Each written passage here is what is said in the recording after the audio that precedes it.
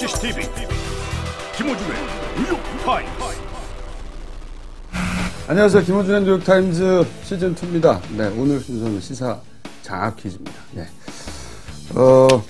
김용민 시사 돼지가 진행하는 코너 시작하도록 하겠습니다. 김용민의 시사 돼지. 선물이 아유, 협찬이 굉장히 줄었어요? 그렇습니다. 네, 다 어디 갔어? 이거 하나에 달랑 있는 거야 이제? 네. 직업 재활시설 행복을 파는 장사꾼에서 비누로 만든 예쁜 꽃바구니를 협찬하셨습니다.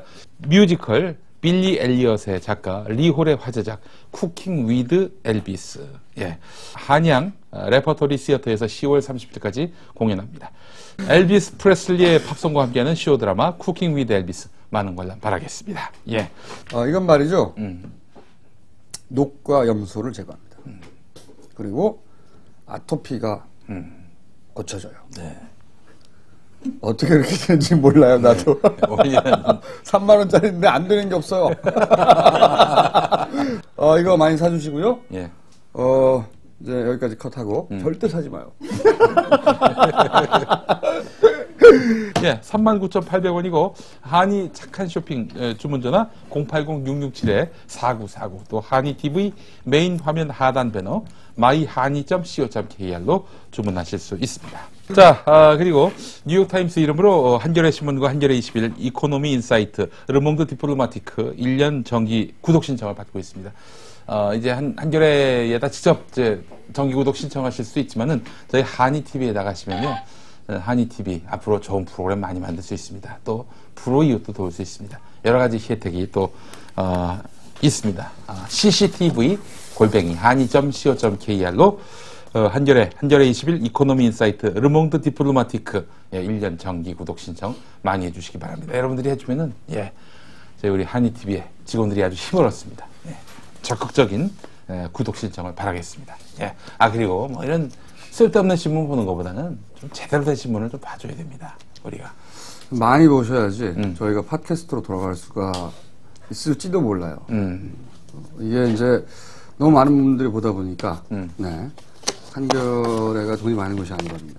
그래서 유튜브에 저희 방송을 올릴 수밖에 없게 된 가슴 아픈 사연이 있습니다. 그렇습니다.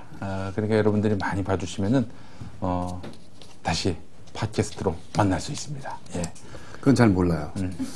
이렇게 일단 이야기를 해야 사장님도 보실 거 아니겠어요? 사장님은 제가 안 보는 걸로 알고. 그래요? 아니 사장님 전직 사장님 모셨는데 고광원 사장님은 이 방송을 좋아하셨는데 현직 사장님이 이걸 안 보시는 것 같아요. 그러니까 우리가 사장님을 몇 번 씹으면 돼요. 여기서 그러면 안 볼 수가 없어. 다음 주에 날 씹는 거 아닌가 막 이렇게 그 공포심에 쩔게 해드리면 돼. 자, 오늘도 여러분들 앞에 놓여져 있는 이런 문제 판이라고 하기엔 너무 좀 부실합니다만은 코팅 용지에다가 정답을 적어주시고요. 맞추시는 분들께 저희가 이 비누로 만든 꽃, 모형 꽃을 선물로 드리겠습니다. 자, 그렇다면 1번 문제 함께 하시겠습니다. 1번 문제입니다. 청와대가 행던 인사 중에서 이른바 5대 의혹에 휘말린 경우가 82%였다고 합니다. 다음 중 인사 검증 과정에서 야당으로부터 도덕성과 관련해 질타를 받지 않았던 인물은 누구일까요? 1번 박은경 환경부 장관 후보자, 2번 김태영 국방부 장관 후보자, 3번 신재민 문화체육관광부 후보자, 4번 천성관 검찰총장 후보자, 5번 정동기 감사원장 후보자. 하나, 둘, 셋 들어주시고. 정답자가 생각보다 많네요. 네. 정답을 안 들은 사람들도 있어요. 부끄러워가지고. 자, 정답은 2번이었습니다. 김태영 국방부 장관 후보자. 이름을 직접 쓰셨어. 자, 이거 하나 가지세요. 우린 이래. 자, 김태영 국방부 장관 후보자. 이분이 사실은 이제 합참의장 했었잖아요. 현 정부 초기 때는 합참의장을 하다가 국방부 장관이 됐는데 합참의장 때 북한이 핵을 만들 움직임이 보인다. 혹은 뭐 공격할 움직임이 보인다. 그러면 선제 타격을 해야 된다. 그래서 아주 상당히 좀 북한의 그 분노를 자아냈었고 우리 각하에겐 또 칭송을 얻었던 것 같아요. 자, 근데 이 김태형 국방부 장관이 유일하게 야당 의원으로부터 이 사람 아무리 털어도 나오는 게 없다. 이렇게 인정을 받았고, 나머지는 아주 많죠. 특히 박은경 환경부 장관 후보자 아시죠? 자연의 일부인 땅을 사랑해서 땅을 샀다. 이런 아주 훌륭한 분입니다. 자연주의자요? 예, 그렇습니다. 자연을 사랑하면 막 땅을 사요. 예. 자, 신재민 장관 후보자는 그냥 건너가겠습니다. 이 뭐 위장전입만 3번 했잖아요. 야, 그러면서 딸이 뭐 왕딸을 3명 다 왕따라서 이렇게 위장전입을 안 할 수 없었다. 아버지가 살려고 딸을 죽이는 경우는 처음 그러니까 봤어요. 아니 진짜 사실이라도 그런 얘기 합니까 그게? 그러니까 말이야. 예. 자, 그리고 천성관 검찰총장 후보자. 예. 이분 같은 경우도 이제 유명한 분이죠. 네. 네, 새로운 기법들 많이 그렇습니다. 내놓으셨어요. 예. 네. 가장 웃겼던 것은 뭐냐면은 그 주성영 우리 의원께서 이 정도 생활을 하는 걸 보면은 얼마나 그 청결하게 청렴하게 살아왔는지 알 수 없었다. 근데 결국 그 다음날 청렴하지 못하다는 이유로 쫓겨나지 않았습니까? 예. 이분이 했던 것 중에 뭐 이런 가장 그 인상적인 게 그거죠. 차량을 지원을 받았어요. 예, 기업으로부터. 예. 기업으로부터 차량을 지원받았는데, 그래서 딴지일보에서, 그때 한번 출퇴근을 직접 대중교통을 이용해서 해봤죠. 2시간 반이 걸려. 한 번에 오는 차가 없어가지고, 버스 갈아타고 막 해가지고, 출근하려니까 대중교통으로 2시간 반이 걸려. 돌아가니까 또 2시간 반. 합쳐가지고 5시간 동안 출퇴근을 해야 되는 거야. 그런 애절한 사연이 있었어요. 우리 뒤에 또 문제도 나오겠습니다만 이 정권 인사들은 아주 쉬운 일을 아주 어렵게 합니다. 그렇죠. 굉장히 어렵게, 예. 삶을 어렵게 사시는. 예, 왜 이렇게 복잡하게 사시는지 몰라요. 예. 간단한 일들을. 자, 우리 각하 사저도 굉장히 어렵게 하셨고. 네, 그렇습니다.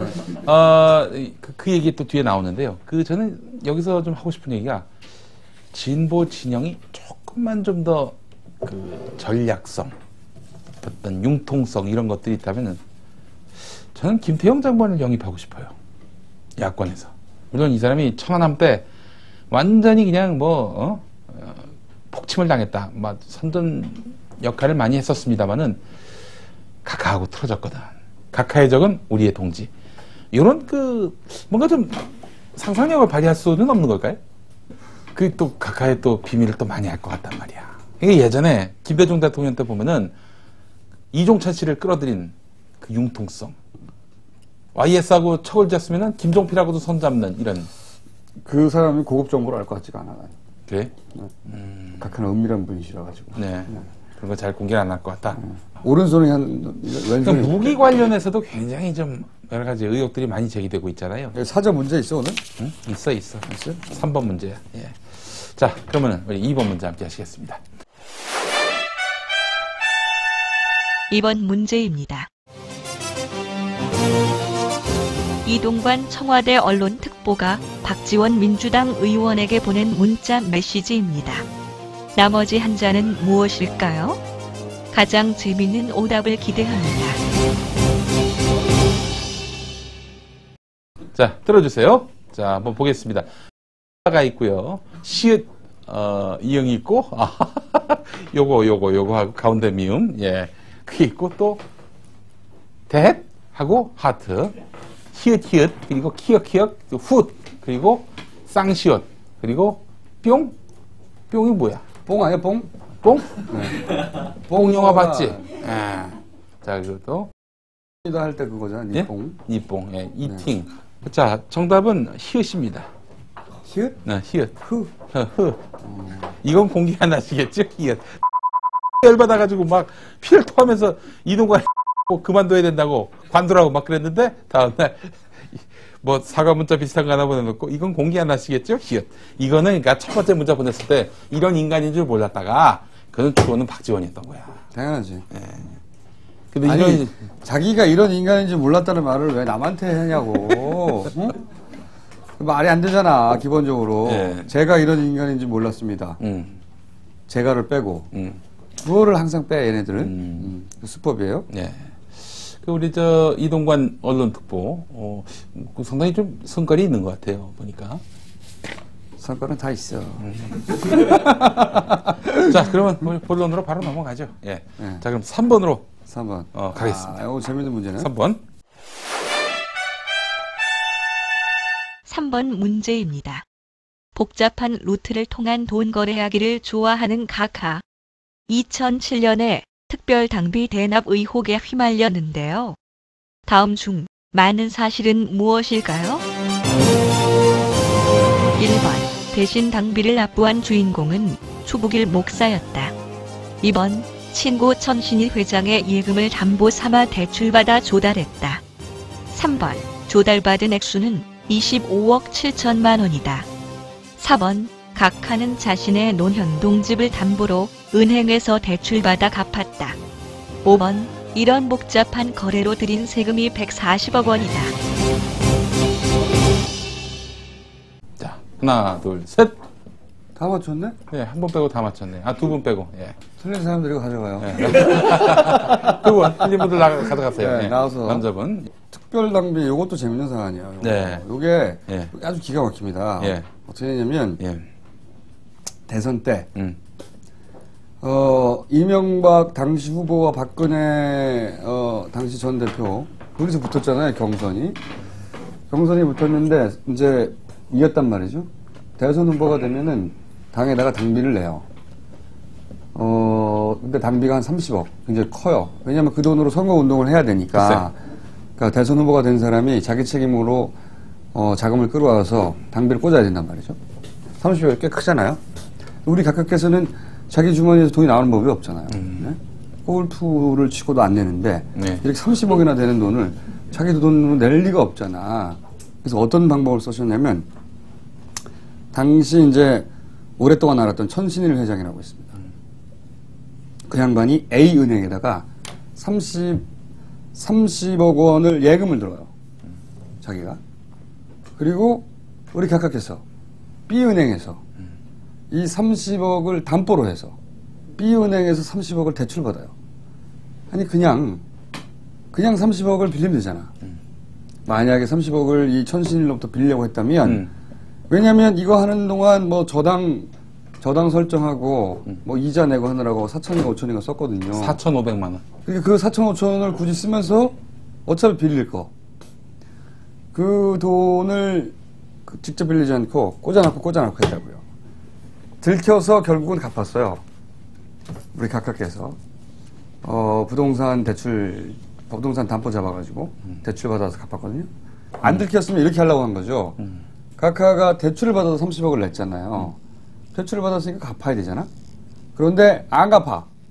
안 갚으면 어떻게 돼? 천신일 회장이 30억을 넣어놓은 예금이 날아가죠. 그럼 우리 각하께서는 돈을 한 푼도 안 들이고 당비를 대납한 게 되는 거죠.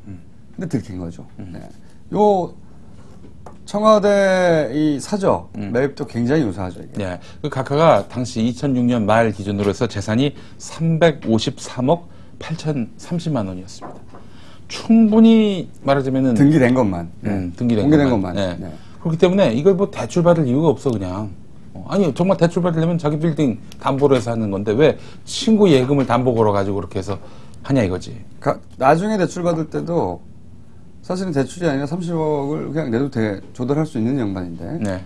아니 그것도 당시에 또 지지율 1인데. 대출 받았다는 얘기는 이 돈을 갚는 사람이 따로 있다라고 소설 한번 써봅니다. 네.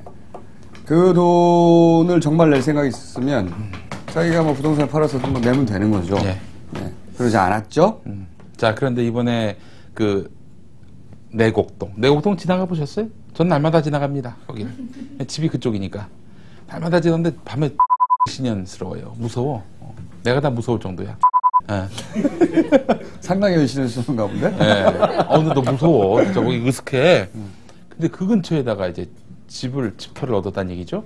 자, 근데 그 각하가 얻을 때는요, 우리는 통상 이제 그 전직 대통령들은 사저가 있고 그 사저의 근처에 경호시설이 있잖아요. 근데 이 사저하고 경호시설에 있어서 사저는 자기 돈으로 해야 될 거 아니야. 그죠? 자기 돈으로 얼마를 냈는지도 그것도 나중에 분리를 해야 됩니다. 또 경호시설은 경호시설대로 국비가 또 들어가요. 그다음에 이것도 역시 분리를 해야 되는데 이번에는 한꺼번에 샀어. 한꺼번에 샀습니다. 그것도 더 골 때리는 것은 예. 아들이 낸 돈은 공시지가보다 거의 비슷해요. 공시지가는 보통 한 70-80% 낮거든요. 거래가보다. 그러니까 거래가 이하로 땅을 샀어요. 그리고 청와대가 산 것은 서너 배가 더 비싸. 4배. 4배. 그러니까 각하가 낸 돈보다 청와대가 시세보다 더 낮게 사서 조금 내고 청와대는 돈을 더 많이 내가지고 이제 각하 아들이 써야 하는 돈 몫을 청와대가 낸 거죠. 그러니까 각하 아들이 낸 것보다 훨씬 더 많은 땅을 각하 가져간 거죠. 말하자면 놀랍잖아요. 난 이런 기법들이 상상을 초월했습니다. 청와대를 이용해서 아들에게 이렇게 땅을 사주는 단 한 번도 어느 누구도 상상 못했던. 각하가 거기 사신대잖아. 그 팩트는 믿어줘야지. 아니 살던 말던 예. 원래 자기가 살 땅은 자기가 사는 거예요. 집도 자기가 짓는 겁니다. 모든 그 이전의 대통령들은 원래 자기가 살던 집으로 돌아갔기 때문에 집을 짓지 않았고요. 그죠? 그래서 경호 시설만 지었어요. 예를 들어서 김대중 대통령은 한 70평 가까이 되는 경호 시설만 지었거든요. 근데 노무현 대통령은 지금 청와대에서는 540평을 말하고 있어요. 이것도 사실은 사실이 아닌데 우선 실제는 350평이에요. 근데 실제 왜 500평이라 하는 거는 좀 이따 말씀드리고 크게 지은 이유는 뭐냐면 경호원들이 가만히 서가지고 있지 않잖아요. 경호원들도 자기들끼리 경호 계획도 세우고 회의도 하고 체력 단련도 하고 그런 시설이 베이스 필요하다고요. 캠프가 있어야 되는 그렇죠. 거지. 근데 서울에 있는 대통령들은 청와대 시설을 이용해요. 경호원들이 당연히. 그러니까 그 김대중 대통령이나 김영삼 대통령은 정말로 경호 시설만 지은 거예요. 부대 시설이 없는 거죠. 경호원들을 위한. 근데 노무현 대통령은 봉화로 돌아가셨기 때문에 네. 이 청와대 시설을 이용할 수가 없기 때문에 시설을 이용하려면 서울로 올라와서. 그렇죠. 부대 시설을 같이 지은 거예요. 서울로 올라와서 밥 먹고 서울 올라와서 운동도 하고 뭐 그래야지. 그래서 이 350평이 이렇게 커진 것은 사실은 경호 인력들이 쓸 공간이 커진 거지 집 지을 터가 커진 게 아니에요. 그러니까 우선 첫 번째로 이명박 대통령은 지금 50평인데 650평까지 필요가 없는 거예요. 서울 시설을 이용할 수 있기 때문에 청와대 그 경호원들이. 그러니까 노무현 대통령이 100여 평 되면 될 걸 300평이 됐는데 여기서도 600평이 아니라 100여 평이 돼야 되는 거예요. 그렇지. 그런 식으로 따지면 100여 평으로 줄어야 돼. 근데 청와대에서는 노무현 대통령의 사저가 540평이라고 발표하거든요. 왜 540평으로 발표하느냐? 실제 사저는 350평이에요. 나머지 200몇 평 가까이는 뭐냐? 200평 가까이는? 이거는 경호원들이 잠을 자야 되잖아요. 그래서 경호원 관저가 읍내에 따로 있어요. 6명이 돌아가면서 거기서 잔다고요. 그래서 한 명당 30평 곱하기 6, 180을 더한 거예요. 아니 그러면은 말이 안 되죠? 서울의 YSDJ 그 경호원들도 그 집 평수 다 더해야겠네. 그러니까 이명박 대통령이 만약에 이 사저에서 경호하게 될 인물들 네. 이 각자 집에서 잘 거 아니야. 네. 그 집 다 곧 더해야지 여기다가. 그럼 6명이면 180평 더 더해야 되는 거야. 한 800평 넘어가야 되는 거야. 그러니까 지금 청와대가 계산하는 노무현 대통령 계산법을 하면 800평 8배를 더하는 거죠. 근데 그 땅을 또 이런 식으로 아들은 돈 조금 내게 하고 좋은 땅을 더 많이 가지게 하는 방식으로 각하가 땅을 아들한테 사주려고 했던 거죠. 근데 이제 이 집을 내가 보기에는 각하 사모님과 함께 야 요거는 아들한테 주자. 응? 그리고 증여세 없이 간단하게 그렇게 꼼수를 쓰다가 들킨 겁니다. 네. 너무 창의적이야. 네. 신선해. 항상 놀라워. 모든 것이 안 걸릴 것이다라고 생각을 하고 무리하게 추진하다 걸리니까 나중에는 말도 안 되는 논리를 갖고 이제 설명을 하는 건데 김황식 총리가 막 야당 의원들로부터 추궁받으니까 내내 내세우는 논리는 적법하다. 국민들은 이해할 수 없는 거예요. 아니 그 아버지가 그냥 그렇게 저기 그냥 자기 돈으로 사면 될 텐데 왜 그 아들한테 줘가지고 나중에 다시 돌려받고. 그러면은 이 양도소득세도 계속 내야 되거든요. 그렇지. 그러니까 세금도 두 번 내야 돼. 취득세도 내야 되고. 취득세 왜 세금을 두 번 내? 처음에 이유는 그런 거였다고요. 이게 미리 알려지면 대통령으로 계약하면 나중에 경호상에 문제가 있다. 아니 대통령이 거기 안 사는데 아직 무슨 경호상에 문제가 있어. 퇴임한 이후인데 그럼 몰래 살라고 그랬나? 어디 숨어서? 대통령이 어디 사는 건 다 알아요. 결국은 퇴임한 이후에 경호상에 문제가 있다는 건 말이 안 되는 거고 또 하나가 이제 거래가가 높아진다. 이것도 말이 안 되는 게 누가 땅 살 때 자 이명박이 삽니다 이렇게 하고 땅을 사나. 이거는 그러면 그 이유라면 원래 대리인을 내세워서 가격 거래를 하죠. 가격 조건을 맞춘 다음에 계약서 쓸 때 이름 쓰는 거예요. 그렇지. 등기할 때만 쓰면 되는 거야. 근데 청와대에서 그걸 못할 리가 없잖아. 만약에 이 논리대로라면 재벌 총수들 집 살 땐 다들 집 이름으로 사야 돼. 다 자기 이름으로 사요. 당연하잖아요.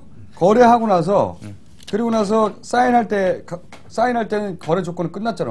얼마로 하는지. 이것도 말이 안 되는 거야. 다 거짓말이야. 그러니까 국민 세금으로 아들 땅 최소한 청와대 말이라면 국민 세금으로 자기가 퇴임 이후에 살 사저터를 구했다는 거 아닙니까? 물론 100%는 아니지만 하여간 굉장한 비중으로 말이죠. 더 골 때리는 건 그냥 한마디로 말해서 아들한테 집 사주려고 그런 거라니까요. 그러니까 이제 네. 우리가 좀 더 적극적으로 해석하면 그런데 지금 정부의 해명대로라면은 그래도 문제라는 것이죠. 근데 그 해명을 100% 인정한다 하더라도 아들이 낸 돈보다 더 많은 좋은 땅을 가졌어. 이것만 해도 문제죠. 지는 대통령 아니야. 아무도 아니야. 공무원도 아니고 아무것도 아니거든요. 지가 뭔데 나라 돈으로 땅을 가져. 열받네. 네가 안 들킬 줄 알았지. 이걸 또 누가 들춰냈죠? 주진이. 악마 같은 새끼. 자기들은 무슨 그 꿍꿍이를 통해서 변칙적으로 뭘 해도 사람들이 잘 모를 것이다. 그렇게 살아와서 결국 대통령까지 됐기 때문에 성공했잖아. 또 지금은 또 언론이 통제됐기 때문에 이거 보도 잘 안 하면은 사람들이 쉽게 잊어버린다. 이렇게 판단한 것 같아요. 근데 과연 그럴까요? 아니요. 자, 그러면은 4번 문제도 연관돼 있습니다. 그래요? 4번 문제입니다.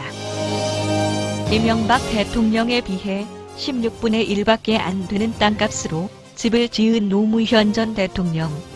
이분을 향해 조선일보는 아방궁에 산다며 비아냥댔지요? 이런 조선일보가 최근에는 이명박 대통령 집을 이렇게 표시했습니다. 무엇일까요? 자, 들어주세요. 쥐금성이고요. 지금성 좋은데 이거? 쥐금성. 저기 지금성 기사에 나왔구나. 난 이 놀라운 표현이 이분들에서 갑자기 숭숭 솟아난 줄 알고. 쥐마왕 집도 있고요. 이거 마음에 들어. 아담한 공간. 아담한 공간.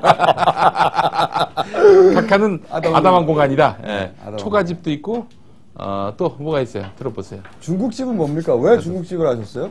아방궁이라고. 그게 왜 그렇게 연결되는 거예요? 자, 중국집 마음에 들어요. 하나 더 가져가고. 뜬금없어서 너무 좋아. 아담한 공간도 아담한 공간 2개 가져갔어요. 마음에 드니까. 자, 신선한 분인데. 정답은 내곡궁이었습니다. 내곡동에 있는 궁에서 내곡궁. 홍준표 당시의 한나라당 원내대표와 나경원 대변인이 아주 강도 높은 비난의 목소리를 내세웠죠. 노무현 타운이다, 아방궁이다 이렇게 이야기를 했는데 그대로 돌아가는 거지. 네. 그래서 이제 홍준표 대표가 청와대에다 제안을 했다고 합니다. 줄이라고? 경호사저만이라도 줄여라. 이렇게. 아니, 자기 집을 크게 짓는 건 상관이 없어요. 그건 자기 마음이잖아. 근데 그게 아니라 경호사동을 크게 지어서 사실은 그 땅을 자기 아들에게 주는. 이건 말이 안 되는 거죠. 그리고 그 땅의 소유권을 아들한테 청와대 돈으로 아들의 소유권을 확보해 준 거라고 이게 간단하게 얘기하면 뭐 어디 이게 권리가 있어. 그럴 권리가 아들한테.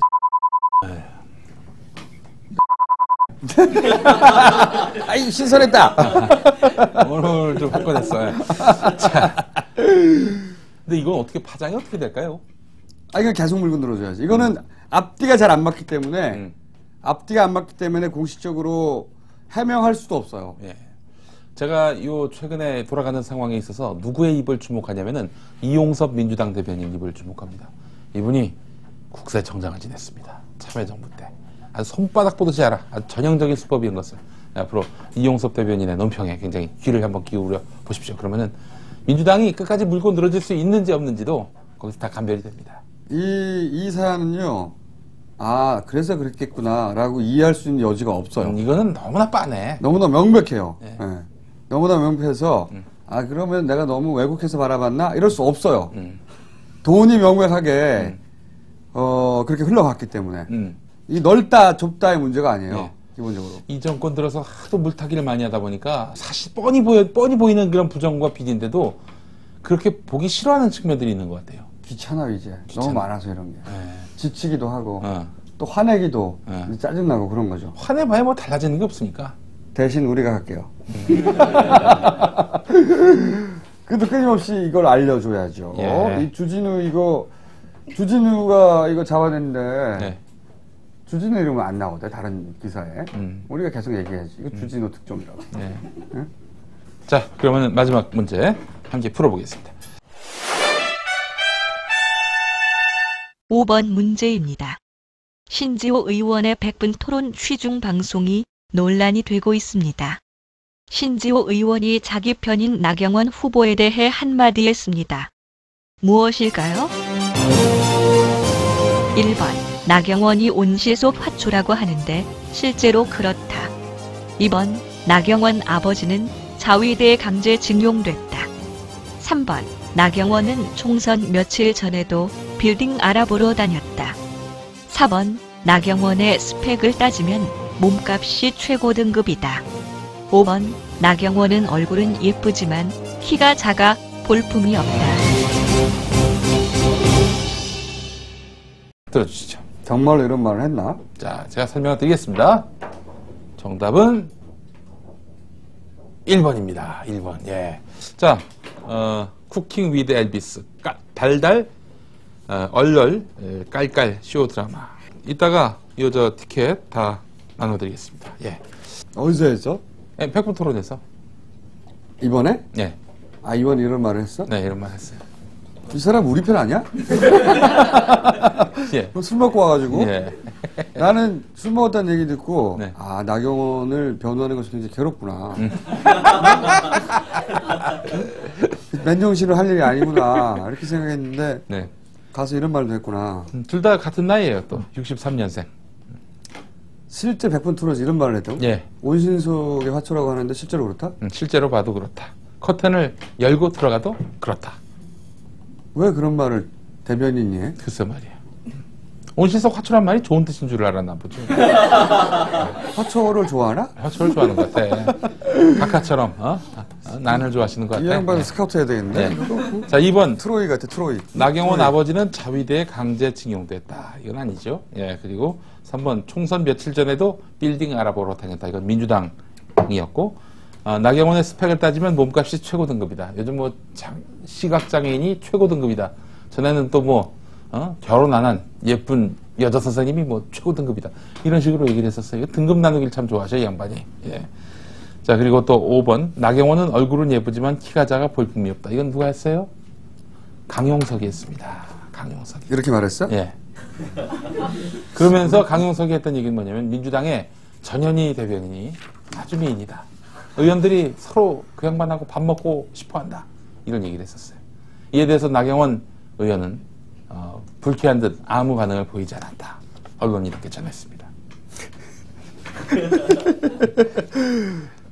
반응이 있긴 있었겠죠. 그래서 우리 요즘 최근에 강용석 의원이 다시 한번 존재감을 드러내기 위해서 무던히도 애를 쓰고 있는데 뭐 별 반향이 없는 것 같아요. 박원순 후보를 맹공하고 있죠. 이제 그 사람이 다시 공천받기 어렵거든요, 현재 수가. 뭔가 한 건 하려는. 네, 그래서 이제 자신이 총대를 메고 네, 한 건 하려고 뛰어들었는데 골 때리는 것은 강용석과 박원순은 잘 아는 사이였습니다. 어머니하고 또 이렇게 사이가 있으시다고 하대요? 갈 짓이 아닌 거죠. 자기가 아무리 다시 공천받고 사실 정치적 사망했잖아요. 거기가 이제 정청래 의원 지역구인데. 네, 마포. 네, 의리일 겁니다, 아마. 전 의원이죠. 예. 정청래 전 의원이 없는 바람에 예. 그 치르게 된 대가들도 있거든요. 정청래, 최재천 이런 양반들, 정봉주 이 세 사람. 이런 양반들이 사실 국회에 있었다면 지금처럼 존재감이 없진 않았을 거예요. 일단 빨리 요 막 쐈을 테니까. 내곡궁 사건과 관련해서는 아주 회를 떴을 거야, 아마 회를. 근데 이제 그런 사람들 중에 한 사람이 정청래 의원인데 그 양반하고 붙어야 된단 말이에요, 다시. 네. 그러니까 이제 만약 여기서 떨어지고 다음 19대에서 국회 들어오지 못하잖아요. 이 사람 할 게 없어요. 한번 정치에 들어가서 국회의원 맛을 보고 나면요. 국회의원 안 하는 동안 항상 주변에 맴돕니다. 항상. 정봉주 의원은요, 거꾸로 항상 맴돌았는데 국회는 한 번 한 거예요. 거꾸로예요. 근데 국회의원 한 번 되고 나면 돌아가는 게 굉장히 어려워요. 자기가 받던 대우가 있기 때문에. 그렇지. 나라 돈으로 비서들 쫙 있죠. 그리고 어디를 가더라도 대우받고. 예우를 받고. 예우받고. 그리고 이제 이런 사람들이 자기가 권력이 있다는 걸 언제 느끼냐면 부탁을 하거든요, 자기한테. 이른바 민원. 네. 민원이 와요. 마이너한 것들은 보좌관들이나 비서관들이 다 처리하고, 국지가 있으면, 이제 그 국회의원이 직접 만나거나 상대하는데, 그 사람들이 그냥 개인이 아니라 기업의 사장이거나, 그 정도 좀 되거든요. 지방 같으면 뭐 제법 지방의 큰 기업의 사장이라든가. 그 사람들이 이제 현금을 꼭 찔러주지 않더라도, 뭐 밥을 먹어도 밥상이 다를 거 아닙니까? 거기 항상 익숙한 사람들이에요. 그러니까 단순히 밥만 그렇다는 게 아니고 그런 대우들에. 근데 이걸 한꺼번에 읽잖아요? 여의도에 가질 않아요. 속상해가지고. 정봉주 빼고. 자, 그런 사람은 없어, 진짜. 예, 박원순 후보와 관련해서 지금 뭐 작은 할아버지. 작은 관련해서. 할아버지. 예. 네.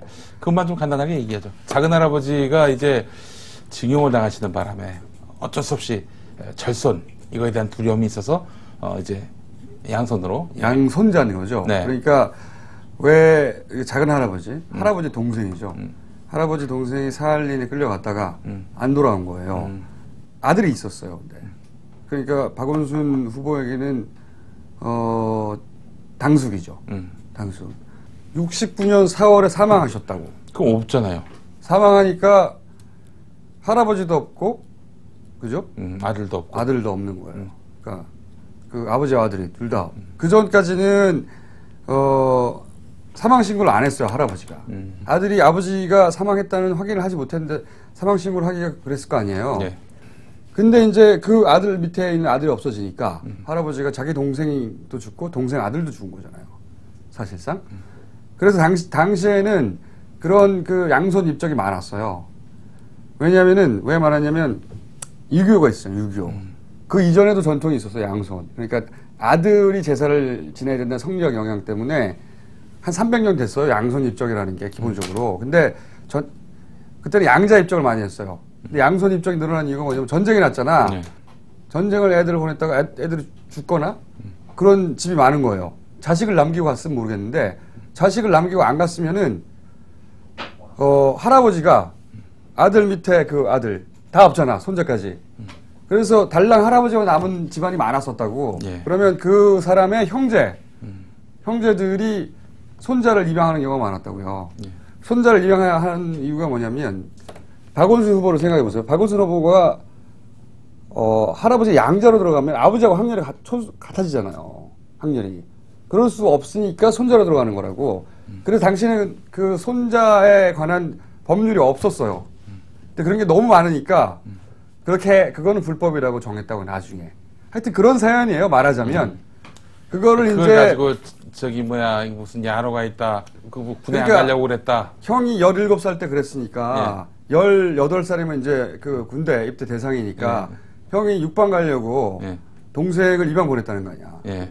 형을 육방 보내려고 동생을 입양 보내는 집을 봤어요? 게다가 더 울 때리는 건 이게 내가 보기엔 결정적이에요. 17살이 되던 69년에 이 한나라당 방식으로 얘기하자면 69년에 현과 동생 박원순을 육방으로 보내기 위해서 당숙이 죽어줬다는 거야. 하여간 말이 돼? 예. 이걸 생각해야죠. 당숙이 죽었기 때문에 입양이 된 거예요. 당숙이 그때 안 죽었으면 그때 입양이 안 됐다고. 이해가시죠? 네. 네. 오늘 또 이렇게 마무리해야 될 것 같습니다. 끝났어? 네. 여기서 마치도록 하겠습니다.